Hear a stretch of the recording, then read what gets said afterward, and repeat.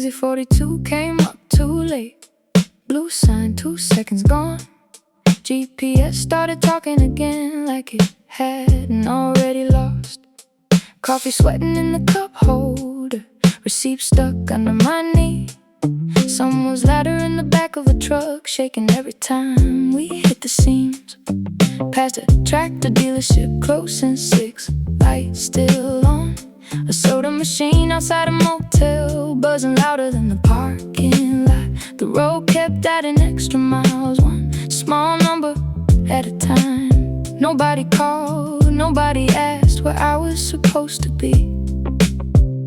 A county line, a radio fade, a song I almost recognized and didn't. Exit 42 disappeared an hour ago, still shows up every time the highway bends. A billboard for peaches, a church with no cars, a water tower missing half its paint. I stopped looking for the way back, somewhere after mile marker 10. Now I'm just watching things appear and disappear again. Gas station off Route 8, 3 pickup trucks, 1 open pump. Guy inside counting lottery tickets like he had nowhere else tonight. Bought a bottle of water, didn't need it, drank half, left the rest on the passenger seat. The navigation voice got quieter, or maybe I stopped listening. Hard to tell after enough miles which one happened first. Past a town called Ashton or Ashland or something close. Didn't stay long enough to learn it. The road signs changed color, the clouds moved east. Everything kept going without asking me to. Exit 42 disappeared an hour ago, still shows up every time the highway bends. A billboard for peaches, a church with no cars, a water tower missing half its paint. I stopped looking for the way back, somewhere after mile marker 10. Now I'm just watching things appear and disappear again. Saw a lawn chair beside a mailbox, saw a basketball hoop with no net, saw somebody locking up a bait shop, saw a dog sleeping under a red pickup.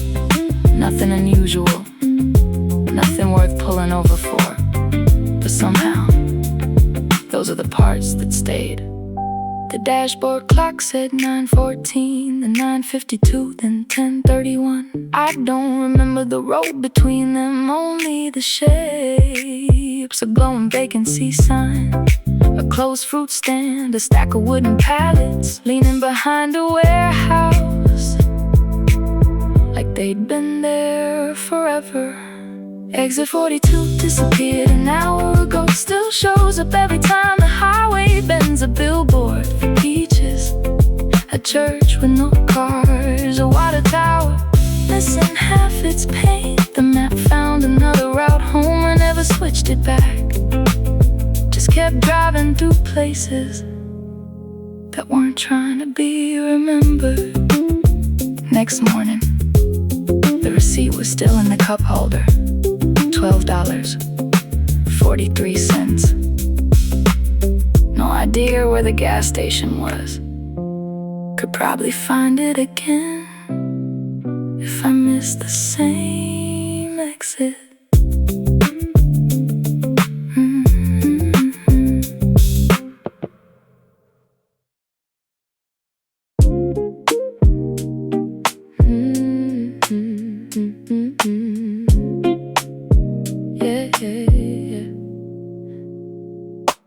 Yellow cord, half a second too soon, didn't mean to hit it yet. The red light came on above the outright as I realized it. Still had another stop, maybe 2. I looked back at the window like it might change something. Nobody said a word, nobody looked up, just the sound of tires running over patched up roads. The driver eased off the gas, the bus leaned toward the curb, and suddenly this wasn't a mistake anymore. Doors open, cold air came in, a couple receipts rolled across the floor. I stayed in my seat for one more second, then stood up anyway. The bus actually stopped, so I got off. What else was I gonna do? A laundromat still lit up, a pharmacy sign blinking blue. The bus pulled away without a reason to remember me, and I started walking home from somewhere I wasn't supposed to be. The takeout place, stacking chairs 20 minutes before closing. Somebody locking the bike outside a convenience store. A dog tied to a parking meter, watching traffic move like it had nowhere important to get to. Neither did I. Still had my transfer ticket, still had the route map open, still had enough battery to know exactly where I was. But the street felt different at walking speed, storefront by storefront, instead of glass reflections. The crosswalk counted down 14, 13, 12, like I was late for something. I wasn't. The bus actually stopped, so I got off.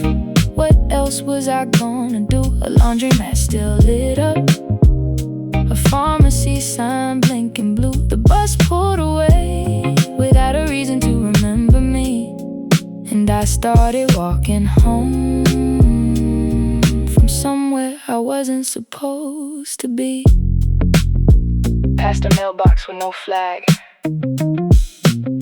past a diner sweeping the entrance, past an apartment lobby with a package nobody had picked up, a kid's scooter left beside a tree, one glove on a bench.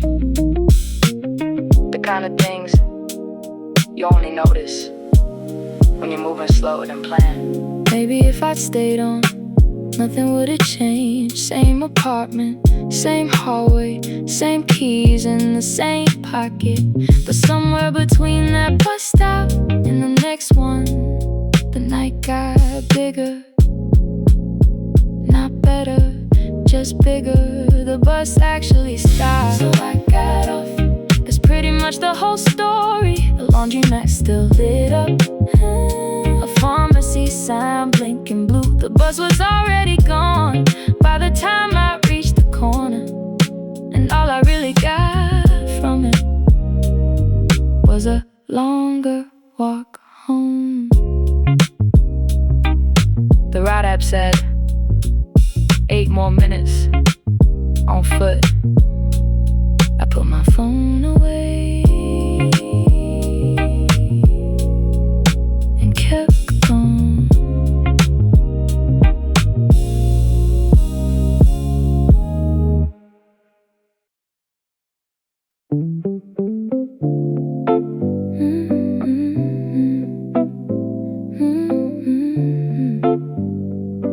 Yeah. Walked in because it was raining. 5 minutes, maybe less. Marble floors, quiet speakers, nothing on my shopping list. A woman asked if I needed help. I said just looking around, the kind of answer people give when they're already halfway out. She opened up a glass case like there was something fragile inside. Put on white cotton gloves before she picked it up, laid it down on a square of cloth. Smooth the corners flat, like the bag has somewhere important to be after that.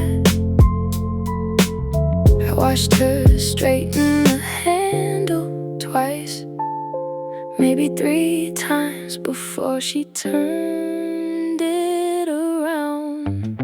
Handle with care, that's what it looked like. The way she held it, the way she checked for fingerprints before setting it down. Handle with care, I couldn't stop thinking about it. I lose receipts in one day and leave umbrellas all over town. There was a watch behind another case, spotlight pointing at the face. Nobody touching anything, nobody leaning too close. A guy in a suit asked about leather. The salesperson nodded, like they were discussing artwork instead of a wallet. I checked my phone, cracked corner, dust in the charging port, 3 missed notifications and a grocery list with only one thing crossed off. She folded the tissue paper perfectly like she'd done it 1,000 times before. Handled with care, that's what it looked like. The way she held it, the way she checked for fingerprints before setting it down. Handled with care, I couldn't stop thinking about it. I lose receipts in one day and leave umbrellas all over town. Yeah, my keys stay in random pockets. My headphones disappear weekly. I've used the same backpack for longer than I should admit. There's a coffee stain on the passenger seat, and I still haven't figured out where that other glove went. Nobody asked me to buy anything. Nobody tried to convince me. I was just standing there watching somebody treat an object like it had a history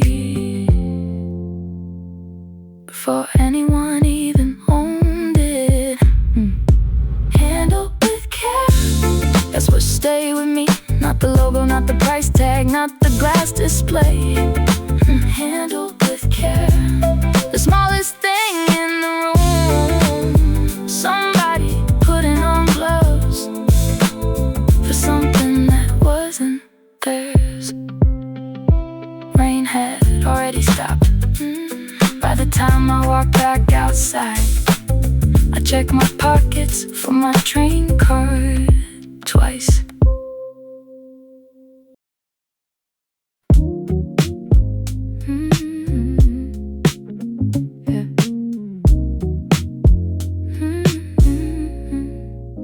Came in for a desk lamp, that's what I told myself. Grabbed one of those little yellow pencils, wrote the number down, followed the arrows past the kitchen. Nobody was cooking in. Past the couch with 3 fake magazines, open to the same page. A couple arguing over shelves, somebody measuring curtains.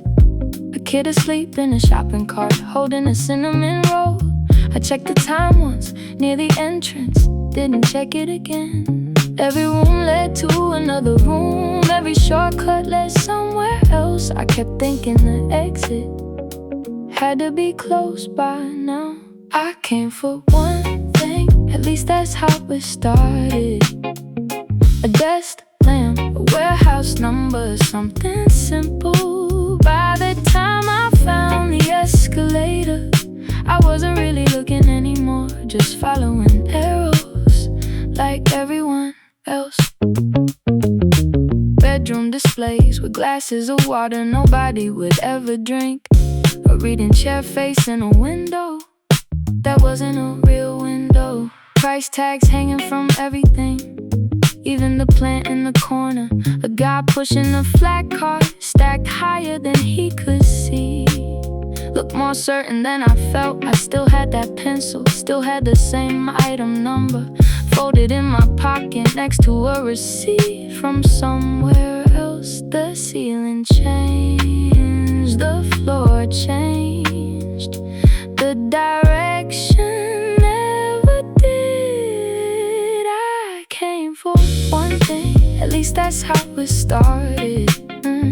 A desk lamp, a warehouse number, something simple. By the time I found the escalator, I wasn't really looking anymore, just following arrows like everyone else. Section 14, Section 22, Section 31. I stopped keeping track, passed the same family twice, maybe 3 times. Smelled the food court before I saw it. Sat down for 10 minutes without buying anything. Watched people compare boxes like they were choosing apartments.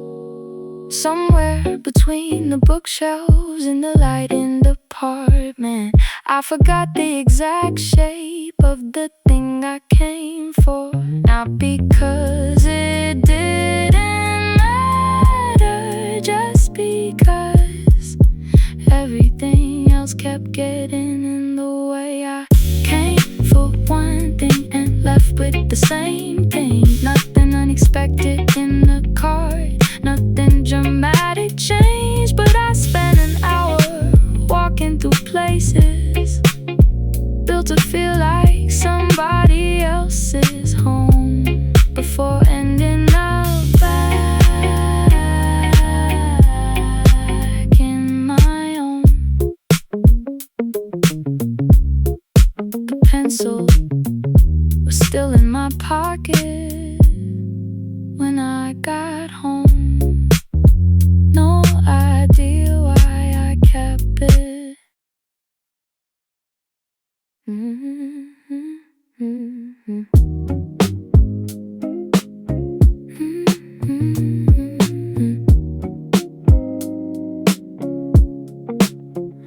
there earlier than I needed.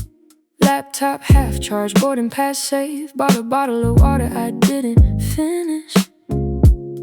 Found a seat near the window. The guy across from me was eating breakfast at 7 p.m. Someone else was asleep on a backpack. Like airports still closed at night.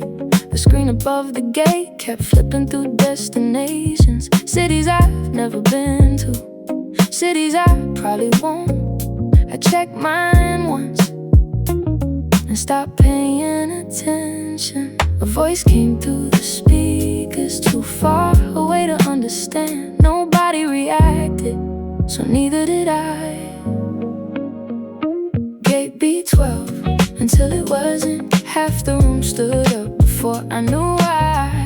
People unplugging chargers, folding jackets, picking bags up off the floor like they'd rehearsed it before. Gate B12 until it wasn't. That's pretty much the whole thing.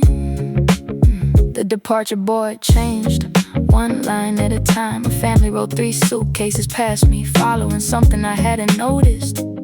The coffee place was closing, metal chairs upside down on tables, a worker wiping down counters without looking up once. I finally checked the app, small yellow update, 20 minutes old. Everyone else already knew. No alarm, no rush, just a room quietly changing direction. Gate B12 until it wasn't. Half the room stood up before I knew why. People unplugging chargers, folding jackets, picking bags up off the floor like they'd rehearsed it before. Gate B12 until it wasn't. That's pretty much the whole thing. A phone charger left in the outlet, an empty paper cup, a boarding group sign already pointing nowhere. Someone jogging without running, someone reading without turning pages. The airport kept moving, even standing still. By the time I reached C7, nobody seemed surprised. The screen changed, the line reformed, the same faces, different corner of the building, like the whole gate had picked itself up and walked across the terminal. Gate B12 until it wasn't. A small update, a different letter, a different number. The flight stayed the same, the destination stayed the same. Only the waiting happened somewhere else. Boarding started right on time. I still had the old gate open on my screen.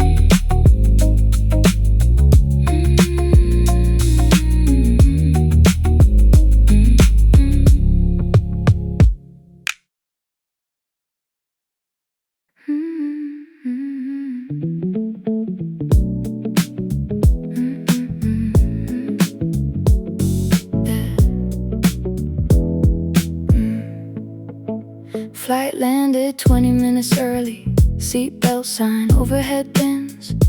Everybody suddenly remembered where they needed to be again. Followed the crowd downstairs, past rental cars and hotel signs, until Carousel 6 appeared on a screen above the line. The belt wasn't moving yet, just a circle waiting to happen. People standing with one hand, already reaching for handles. A kid sitting on a suitcase, spinning slowly in place. Someone checking arrival times for a flight that wasn't theirs. And the bell started, one short jolt, then another, then it found a rhythm. Everybody got one, or at least it seemed that way. A blue hard shell, a black duffel, a stroller still wrapped in plastic. Everybody got one, the bell kept going. I kept watching things arrive that belonged to somebody else. back came around twice, then a third time later on. A bright yellow suitcase nobody claimed for several laps. Every few minutes someone stepped forward, grabbed a handle and disappeared toward the exit. The crowd got smaller without announcing it, one rolling suitcase at a time, until there was space between everybody left. A worker leaned against a pillar like he already knew how this part usually ends. Everybody got one, or at least it seemed that way. A blue hard shell, a black duffel, a stroller still wrapped in plastic. Everybody got one, the belt kept going. I kept watching things arrive that belonged to somebody else. Another black suitcase, not mine. Another black suitcase, also not mine. A cardboard bike box, not mine. A surfboard case, definitely not mine. The screen still said Carousel 6. Nothing suggested anything was wrong.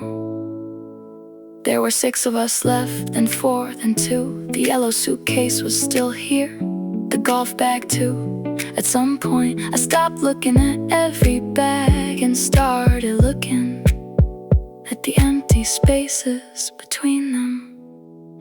Everybody got one, or at least it seemed that way. The belt sounded louder now, with fewer things on it. Everybody got one. The room got quieter, the arrivals kept arriving. Just not mine. The belt made one last loop, half empty, then almost empty. A worker walked over, picked up the yellow suitcase and wheeled it somewhere else. I watched it leave before mine ever showed up.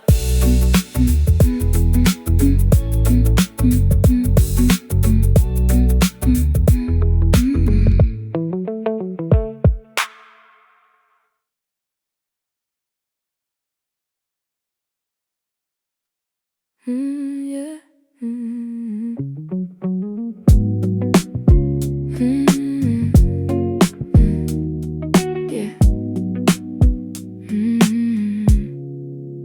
The doors opened before I was ready. A recorded voice filled the hallway. Long sentences, short pauses. Everybody kept walking like they'd heard it 1,000 times. I followed a line of carry-ons, past signs I couldn't read fast enough. White arrows on the floor, yellow arrows on the wall. Somehow nobody hesitated, not even once. A vending machine near the escalator had 20 drinks I'd never seen before. I stopped for a second, nobody else did. A voice came through the speakers. The whole crowd shifted direction at exactly the same moment. Everybody turned left, so I turned left too. Didn't know the words, didn't know the reason. A station melody played somewhere ahead. Suitcase wheels crossed tile in different rhythms.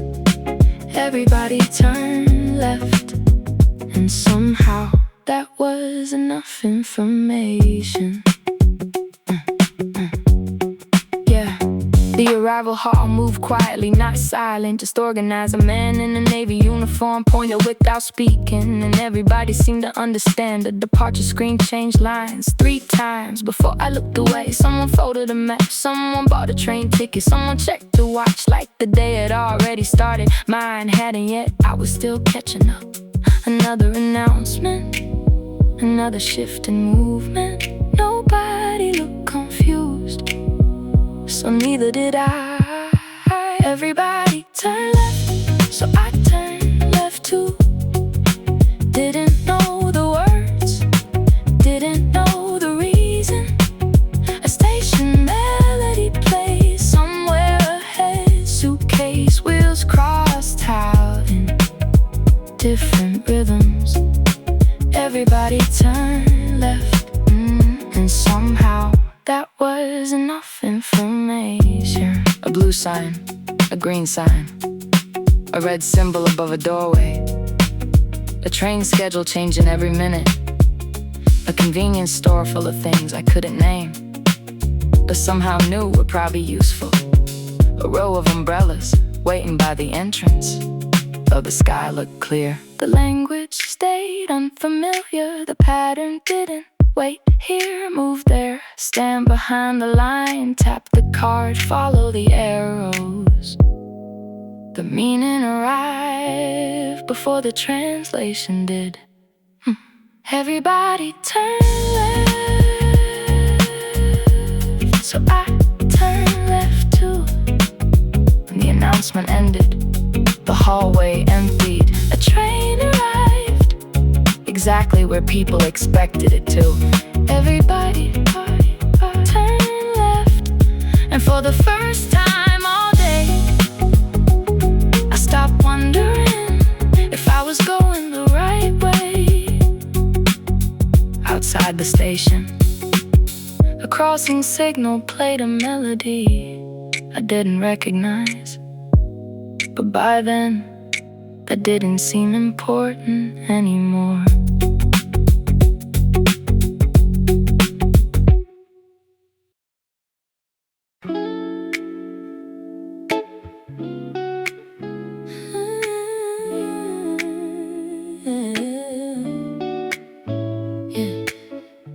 The train was a lady, at least I think that's what she said. A few words in English, the rest disappeared into the station noise. Nobody looked surprised, nobody checked twice. A businessman folded his newspaper like he heard it all before. At the bakery near the exit, a guy behind the counter smiled and said, "Maybe 5 minutes," then pointed toward the oven. The sentence wasn't perfect, neither was my understanding. Still somehow, I knew exactly what he meant. A pause, a gesture, a nod toward the door. Sometimes that's enough. The meaning arrived first, the words caught up later. Half the conversations made sense before I understood them. An extra second here, a hand pointing there. The meaning arrived first, long before the translation did. Checked into a hotel, the receptionist switched languages halfway through, searching for a word, then finding a different one. Breakfast downstairs, 6:30. A quick apology that wasn't necessary. Everything important had already made it across. A tourist asked for directions. The station employee answered carefully, like carrying a glass of water across a crowded room. Not fast, not perfect, just enough to get there. A map unfolded, a finger traced a route, no complete sentence required. The meaning arrived first, the words caught up later. Half the conversations made sense before I understood them. An extra second here, a hand pointing there. The meaning arrived first, long before the translation did. Card okay, second floor, this train, not this one. A few missing articles, a few unusual pauses. Nothing polished, nothing rehearsed, just people trying to move information from one person to another. The interesting part wasn't the language, it was how little of it turned out to be necessary. The doors opened, people entered, people left. The signs changed, the trains arrived. The day continued without waiting for fluency. The meaning arrived first, the words caught up later. The conversation landed safely, even when the grammar didn't. A smile, a receipt, a station announcement. The meaning arrived first, and somehow that was the part I remember.